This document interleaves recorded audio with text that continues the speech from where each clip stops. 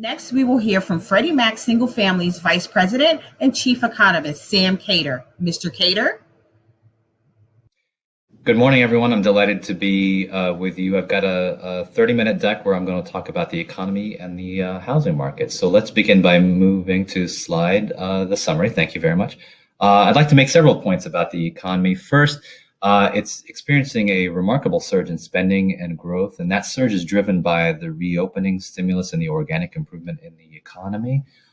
Despite the rapid growth in the economy, however, the growth remains very uneven, choppy, and hampered by the still very weak labor market. However, the rapid growth in the economy is really generating inflation, both inflation and inflation expectations, and I think it'll continue to do that, to do so over the next year or so, or a couple of years, in particular because of the impact of home prices on inflation. And housing really remains hot. Demand has cooled off a bit over the past few months due to the modest increase in home prices, but inventory is so low that it really hasn't impacted home prices at all. They continue to accelerate at a very rapid clip. The lack of supply remains a large obstacle in the housing market and will only really slowly improve. The wealth effect has really come into play over the last year as the stock market has increased very rapidly. It's really led to a feedback loop into the high-end real estate market, which has really improved over the last year or so. And then lastly, a topic that we're getting lots of questions on is migration, which has really increased to the highest rate in the last few decades. And many buyers are moving out of expensive coastal areas or downtown locations to the suburbs. So let's move to the next slide where I'm going to discuss economic growth and employment. On the left-hand side, I've plotted real GDP, the value of all goods and services in the U.S., which in Q1 shrunk by 9% this year. This is much deeper decline than the Great Recession. It's about a 2.5 times decline or greater decline than the Great Recession. And the Great Recession was the worst recession we'd had since World War II. So it gives you a sense of the scale and the scope of this recession. However, very interestingly, the recovery has been much faster, and that's because the stimulus and the fiscal response by the government in this recession has been much larger than the last recession. The government has pumped in about $5 trillion in combined stimulus in sort of 3 acts over the last year or so.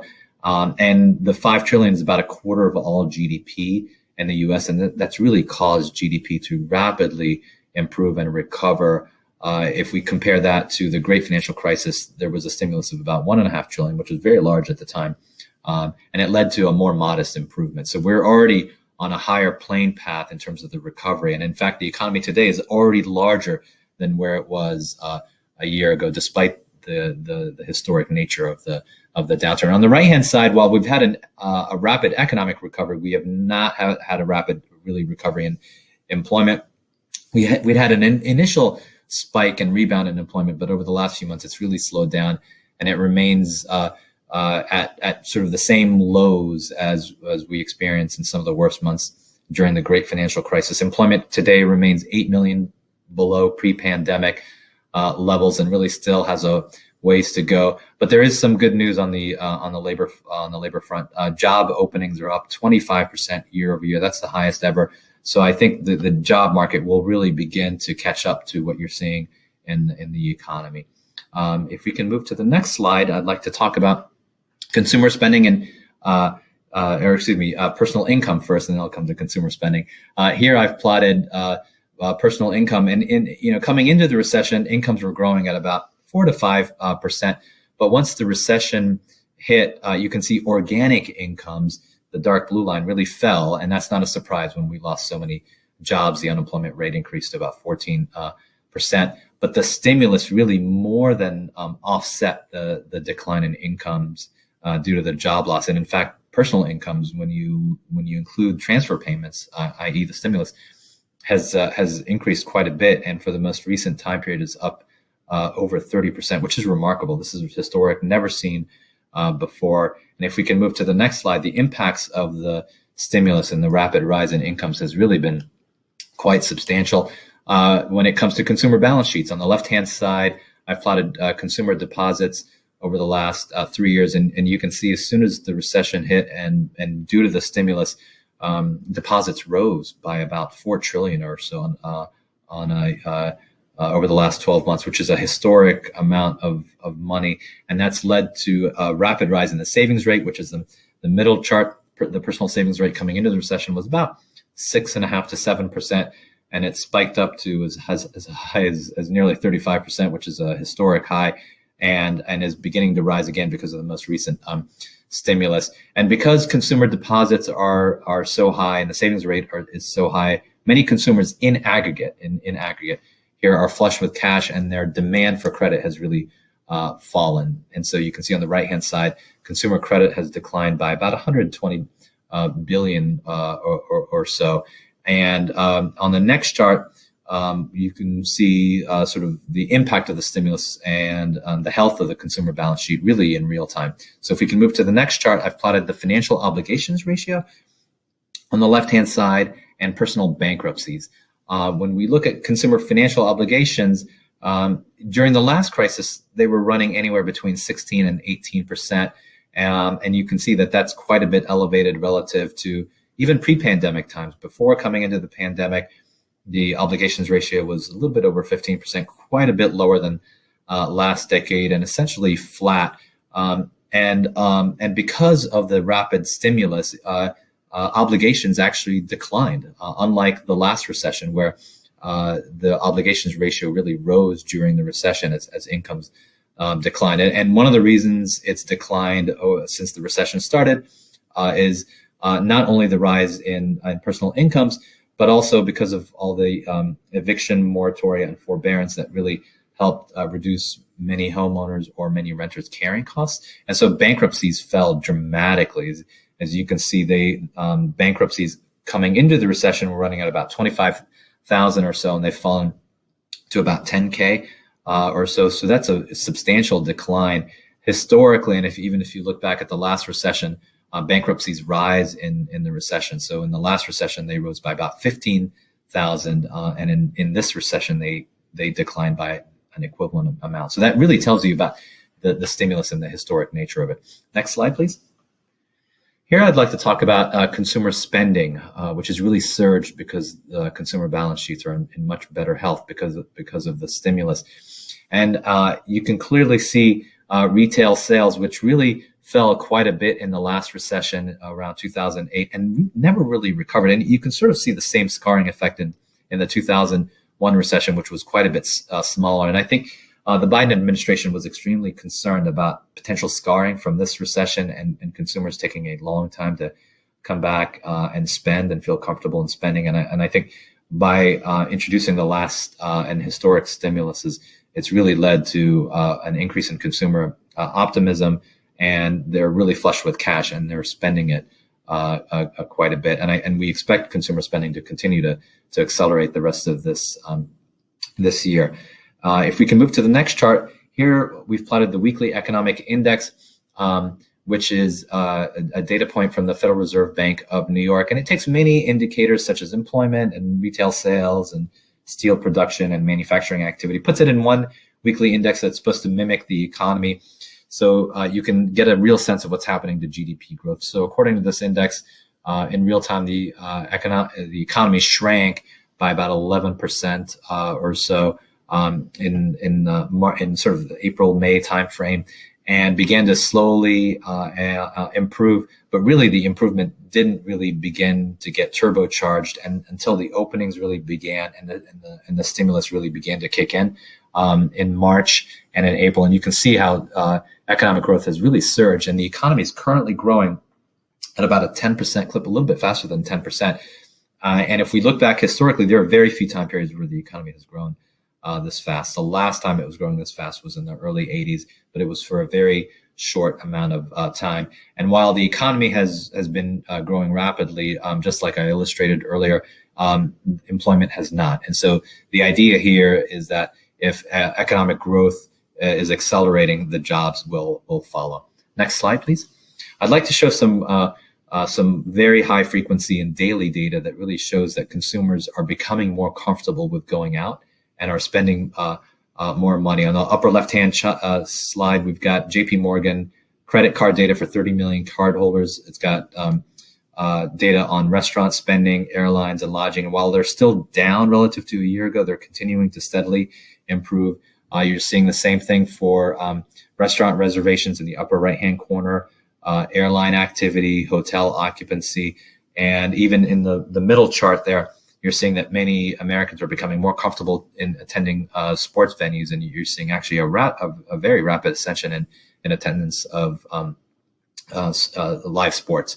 And so that really indicates that consumers are becoming more comfortable with getting the vaccine and the virus really beginning to be mitigated. If we can move to the next slide, I want to talk about inflation, which is arguably the hottest topic that's out there today. And if we look in the left-hand side, I've plotted the consumer price index, and we've excluded food and shelter. This is called the core CPI. It's a little bit more.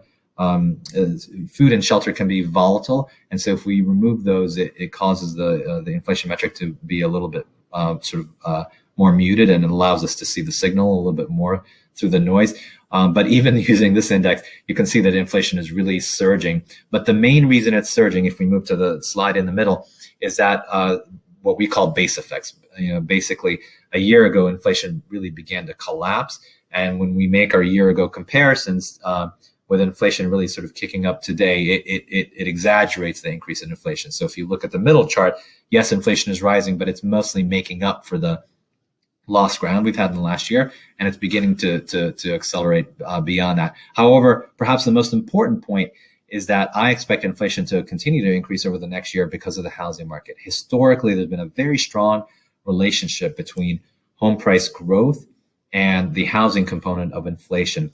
And as you can see in this chart, home price growth, which is the dark blue line on the left axis, has really accelerated, but the home price component of inflation is lagged. It usually takes about 12 months for home prices in real time to show up in the inflation indicator. And so with the housing component of inflation remaining low, I expect it to really pick up materially over the next year. So I expect inflation to pick up over the next year, even if all things are equal on every other inflation indicator. I expect inflation to pick up purely because of what's happening in the housing market. Next slide, I'd like to talk about and focus on the real estate market. On the left-hand side, I've plotted home sales, and on the right-hand side, I've plotted the supply of unsold homes. And so what we have is basically a story of supply and demand, Econ 101, where home sales really initially fell in the recession, but because of record low rates, really accelerated up to the highest level since the mid 2000s. Coming into the recession, the supply was already low, and it really fell dramatically. And in fact, inventory today is the lowest it's ever been. And so we have a mismatch between very high and elevated demand and very low supply, and that's caused home prices to really accelerate up. If we move to the next slide, I want to talk a little bit about the fundamental drivers of demand, and then talk about some of the short-term drivers. While home sales rose in response to the record low rates, if we look at fundamental demographically driven home sales, millennials, which are the largest cohort of population in the U.S. ever, they are reaching their very late 20s and early 30s. And they are approaching their first-time homebuyer age, where their demand for purchase homes really begins to accelerate. And in fact, I've done some research in the past that shows that the bulk of first-time homebuyer activity occurs between those that are 32 years of age and 38 years of age. And so we're going to have a demographic tailwind for the rest of this decade, where we have a large wave of millennials that are coming into the housing market looking to purchase homes. On the next slide, I've got supply and a longer term view of supply. So we've got a large wave of home buyers coming in from a demographic perspective. Many of them are entry level buyers, but when we look at the housing market, we're just not producing enough housing. And in fact, if we look at the most recent year that we have full year data for 2020, we were still providing supply at recession levels. And this is the main reason why the the supply is so low is that we've underbuilt for the last 10 years coming out of the last recession.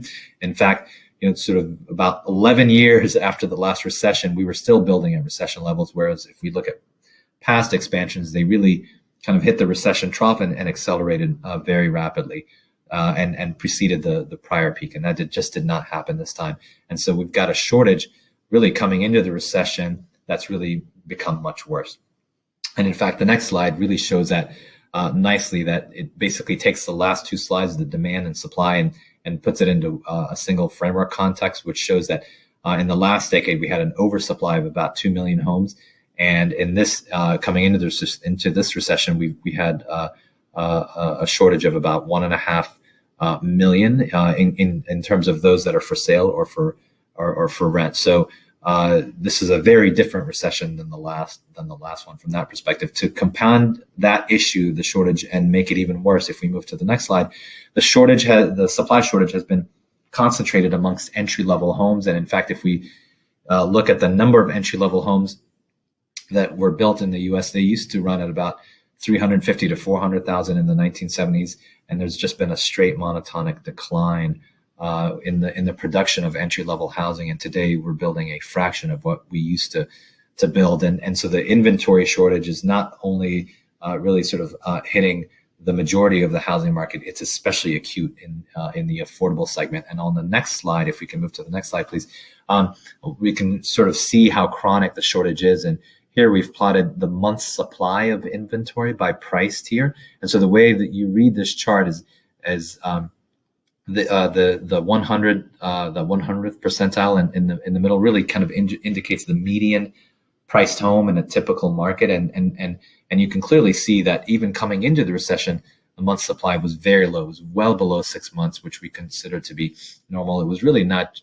It was only the high end, those that are at twice the median price, where there was plenty of supply coming into the recession. But even today, because of the wealth effect, which I'm going to talk about in a minute, there's even a shortage on the high end, the luxury end. And in fact, if we move to the next slide, I can show you the relationship between the stock market and high-end sales. So here I've plotted 1 million plus sales of homes. So the share of homes that sell for $1 million or more on the left-hand side in the light blue line against the S&P index on the right index, which is the dark blue line. And you can see that there's a very tight and consistent relationship between the two lines. And in fact, anytime the stock market gets worse, luxury home buying takes a dive. But if the stock market really improves, as it has, you can see clearly over the last year, then high-end home sales have really taken off. And if we can move to the next chart, we can start to talk about pricing pressures. So we've talked a lot about the mismatch in demand and supply dynamics. And what does that mean? It just means that pricing pressures, there's basically a pressure cooker effect in the housing market. On the left-hand side, I've plotted the absorption rate of single-family homes. So the percentage of homes, the inventory of homes that are being bought by consumers each and every month, historically running between 10 and 20%, in the mid-2000s running at about 20%. Even before the pandemic began, pricing pressures were already building up, and they were above where they were in mid last decade. And then you get the massive run up in pricing pressures due to the increase in demand, and pricing pressure today is twice what it was in the mid 2000s, which is really hard to think about. If you move to the next slide, the bottom line of all this is that home prices are really improving very rapidly, and they continue to improve. Home prices are up almost 15% on a year-over-year basis, really record levels or record rates of growth through April, and I expect them to continue to remain at elevated rates for the rest of this year. In terms of spatially, if we can move to the next chart, we can talk a little bit about where the bulk of this growth is happening, and it's really happening throughout most of the country. The number one state for home price growth is Idaho, and basically the rocky open west is experiencing some of the fastest growth in the U.S. Montana is very high at 21%. Utah is also high. Arizona, very high as well. And you can also see in New England, we've had strong growth in Maine and New Hampshire, and I'll come back and link that to migration in a few minutes. Really, the only states that are experiencing only sort of modest home price growth, at least modest compared to rapid national appreciation are really some of the states that have a high energy exposure and are still struggling from an economic perspective. So these are states like North Dakota, Louisiana, Mississippi, and Alaska.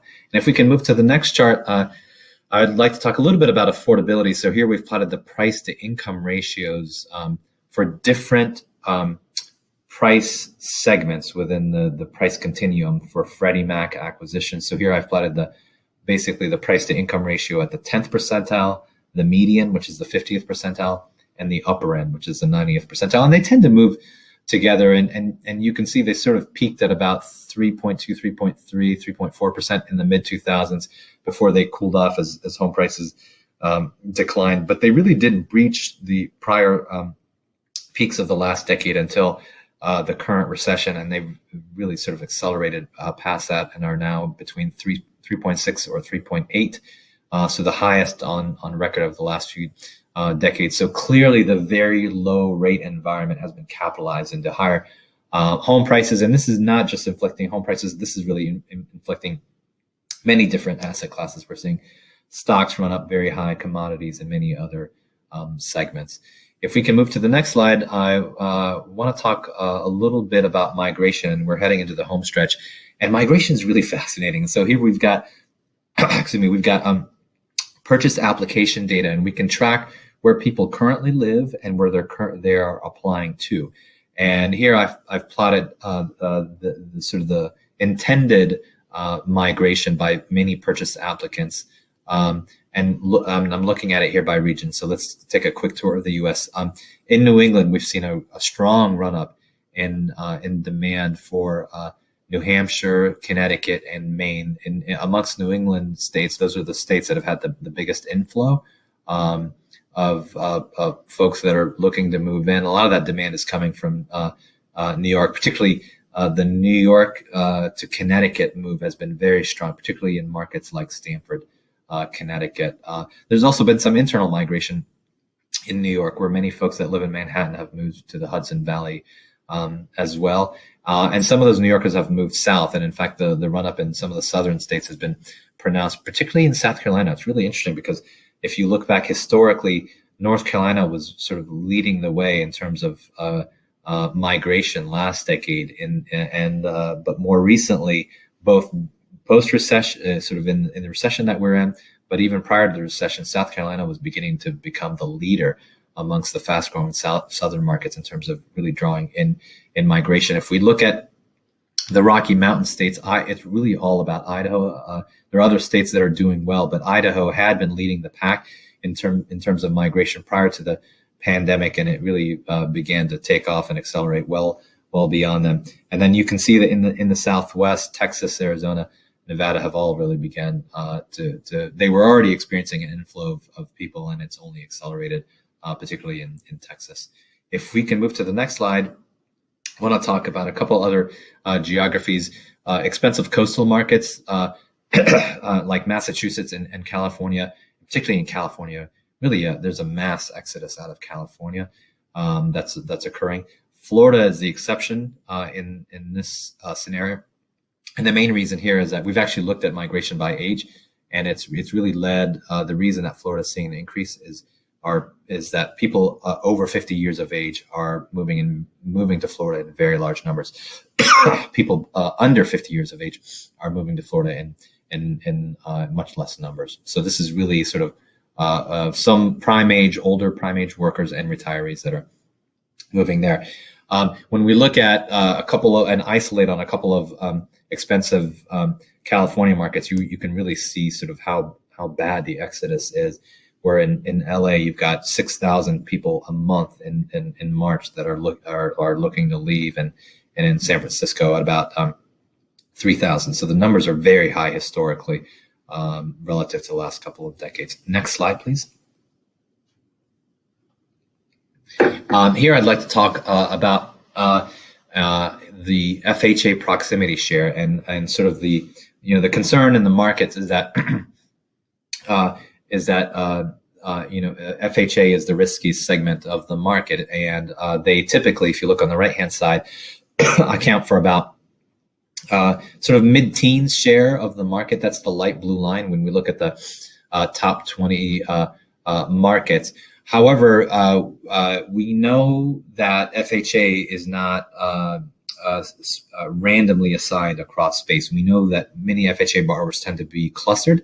And so what we did here is created a new sort of a way to classify how close many of these FHA borrowers are to Freddie properties. And so on the left-hand side, I've given you an example where we look at the academic default literature, which basically says that foreclosure spillover effects really happen within about 100 meters of a home. So what you really have to be concerned about is, excuse me, are properties that are in default within 100 meters of that property. So, for example, in this example, we've got sort of 12 homes arrayed in this sort of hypothetical example, and 3 of them are FHA loans, the 3 yellow properties. And if you divide 3 by 12, you get 25%. But really what matters is how close, really what matters are the properties that are close to Freddie Mac loans. And when you sort of calculate the proximity share, basically, where in the numerator, we only care about FHA properties that are within 100 meters of a Freddie property. And we did this for the top 20 markets. So what we basically did is did a spatial radial search around every Freddie Mac property and looked at how much exposure they had around it within 100 meters or so. And when we use that approach, we come up with about 8%. And that's the line chart on the right-hand side. And so you can clearly see that while for the market as a whole, FHA is about 14%, when we look at the percentage of properties that are within the neighborhoods that may impact Freddie Mac properties, the FHA exposure is much, much lower. And then lastly, I'd like to just highlight very quickly some recent research that we've done. If we can move to the next slide. On population growth, we've done some analysis on forbearances, the decline in entry-level supply, and housing supply deficit, which really got a lot of attention. Minority refinance trends and changes in spatial demand, some of which I showed you, which will be forthcoming. And with that, I'd like to conclude my presentation. I was happy to be with you, and we'll talk soon. Cheers.